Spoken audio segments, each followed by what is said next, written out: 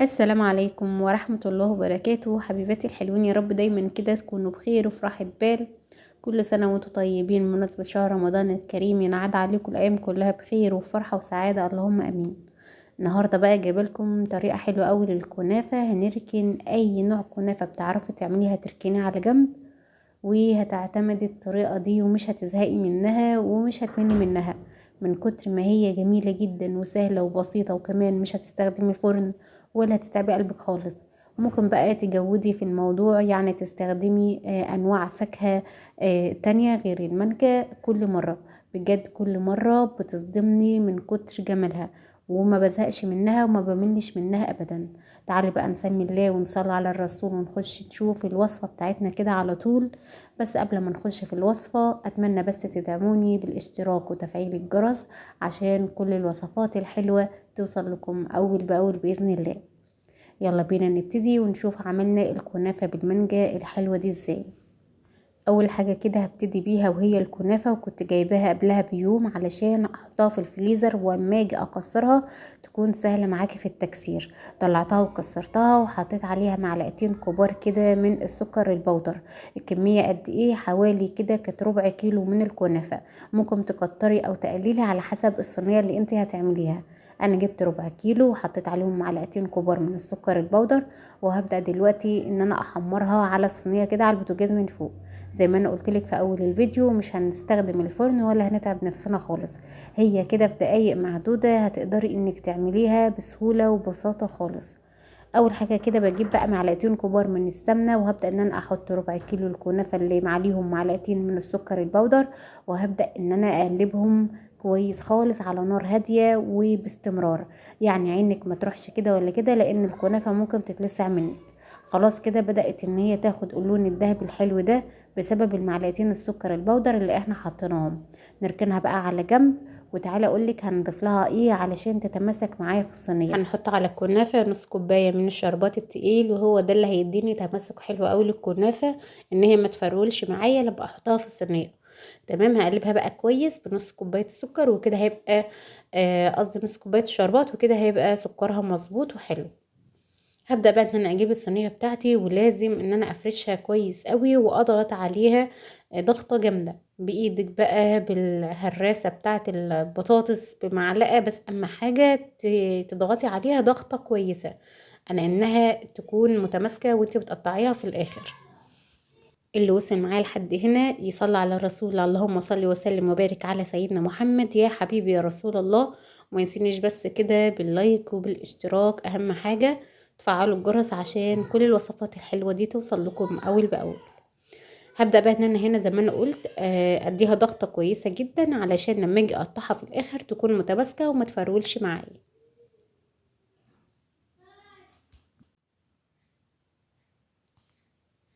خلاص كده بقى جهزت معايا. تعالوا بقى نخش على الطبقة التانية، نركن بقى دي على جنب كده، والطبقة التانية دي اللي بتطعم لي الكنافة كلها. هي بصراحة 3 طبقات احلى من بعض، وكل طبقة مديها طعم كده خرافي للكنافة. هنا بقى عندي حوالي كوبايتين من اللبن، عليهم معلقتين كبار من الكاسترد، وكمان معلقتين كبار من السكر. طيب ما عندكيش كاسترد ممكن تستخدمي نشا، معلقتين كبار من النشا، وتحطي فانيليا. تمام. الكاسترد بيبقى كده كده عليه فانيليا، فاحنا ايه هنستغنى عن الفانيليا في الوصفة دي. يبقى حطينا كوبايتين لبن، كل كوباية لبن عليها معلقة كبيرة من الكاسترد، وكمان معلقة من كبيرة من السكر. ببدأ ان انا اقلبهم على البارد الاول، وبعد كده احطهم بقى على النار لحد ما يديني القوام الحلو قوي ده. بعد بقى ما بخلص وهي سخنة كده لسه بحط عليها معلقة كبيرة من الزبدة. طيب لو مش متوفر عندك زبدة ممكن تحطي معلقة كبيرة من السمنة الفلاحي. بتدي طعم حلو قوي.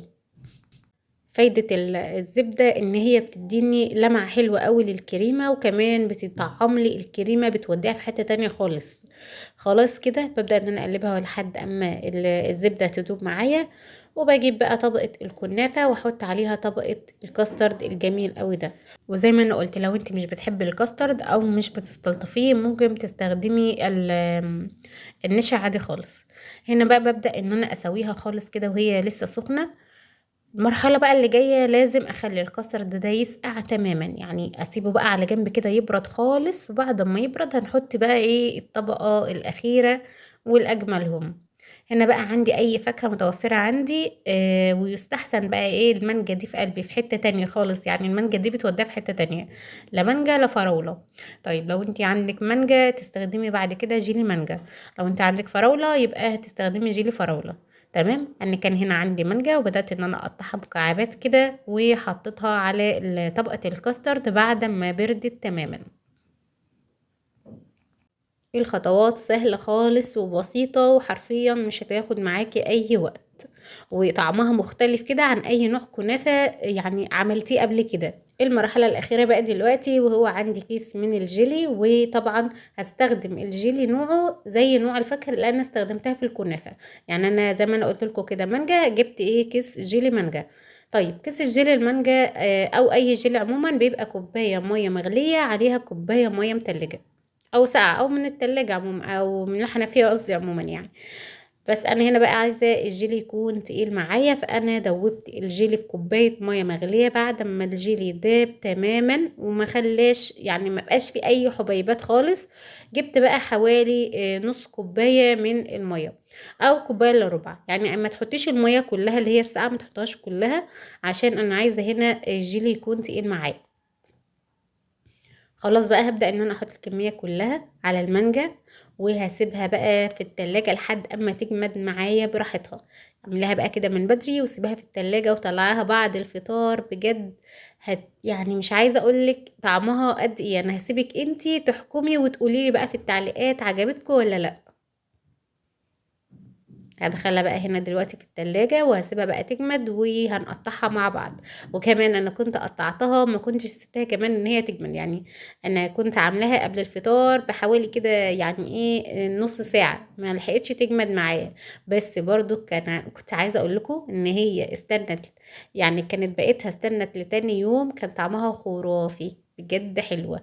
طبقة الكنافة مقرمشة ومتماسكة، وعليها بقى طبقة الكاسترد الرهيبة الكريمية قوي دي.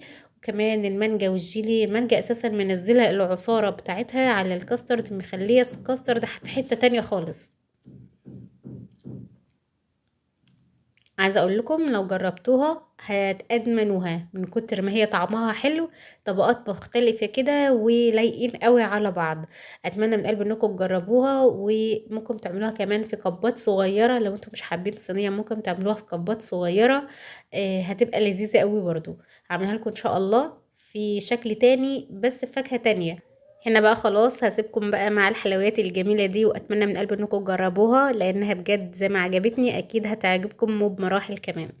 هنا بقى خلاص وصلنا لاخر الفيديو، استنوا ان الفيديو الجاي مع وصفات اكتر واكتر باذن الله، ومفاجاتنا لسه مستمرة في حلويات رمضان. كل سنة وانتم طيبين.